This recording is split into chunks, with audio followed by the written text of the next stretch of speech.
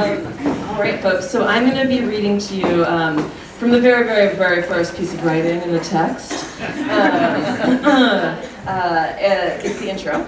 It's called, I laid out the whole book. I can tell you like literally where everything is. I'm like, it's actually in the 1.1 section, because we came from a hungry place.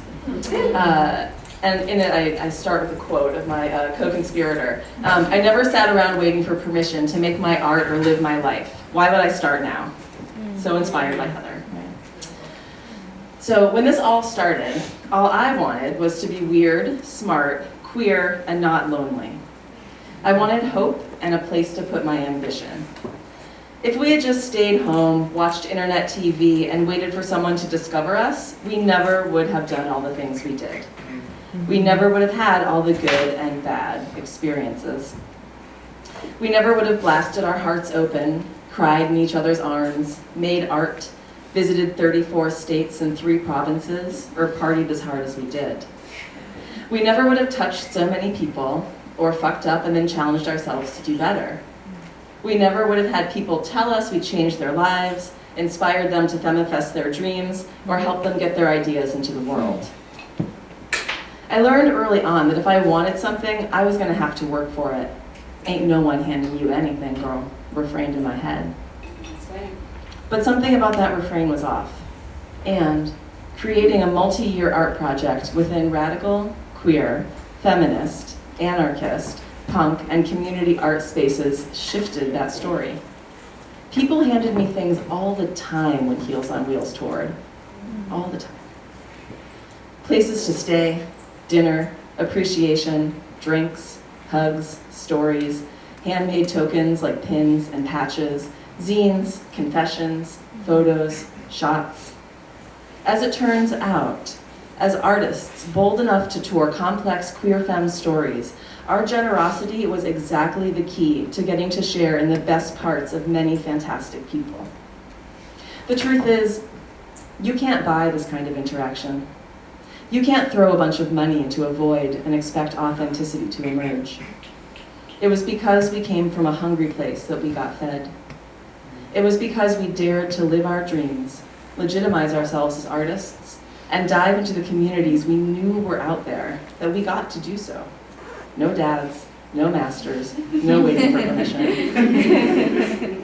In early 2010, I roped Heather, the other co-founder of Heels on Wheels, into working late into the night with me on a tour. And we ended up laughing and dressing up late nights too. Our vision was to put our art into the world on our terms, without waiting or compromising, and with fun and adventure. I had the design skills and Van, and Heather had the charm and coordinating skills. So in part, Heels on Wheels is the story of our friendship, one that allowed us to be the magnificent beings we could be, of shining bright because we said so, of taking our working class hustle and applying it for queer art. Heels on Wheels is also the story of bringing as many people along for the ride as possible, both because it's more fun that way, and because broad impact, amplifying complex identities, and intersectionality all matter. Because we want a big queer family. It's a story of deciding that our world could be bigger, of making art and sharing it outside of NYC, academic and gallery settings, because those worlds were not offering space for us, and damn if we were going to wait. It's a story of feminism, mutual aid, and solidarity in action, doing it together, DIT, instead of doing it yourself, DIY. Now, imagine yourself in a room full of people, each with their own story of how they got there, how their ancestors got them there. The lights go down as a few queer femmes in glittering attire come into the spotlit room center, and your attention is taken into a story, an experience, a perspective, a surprise, a laugh. Each of these is a temporary walk into someone else's world for that moment. What do you do after? Are you the same or different? Are you willing to remember, to see the world differently, to shift? Years spent producing politicized queer live art has fed me with so many stories. It's led me to believe that space making for queer voices is a daring act of persistence, and so too, sharing my own stories. You never know for whom you are leaving the message. Your life, too, is so valuable, it deserves the stage. I aim to inspire and encourage daring acts of self-preservation in others. I don't know another way forward, but I do know that this one is possible. I can say for a fact, if you believe you are of value, you will find people to agree with you.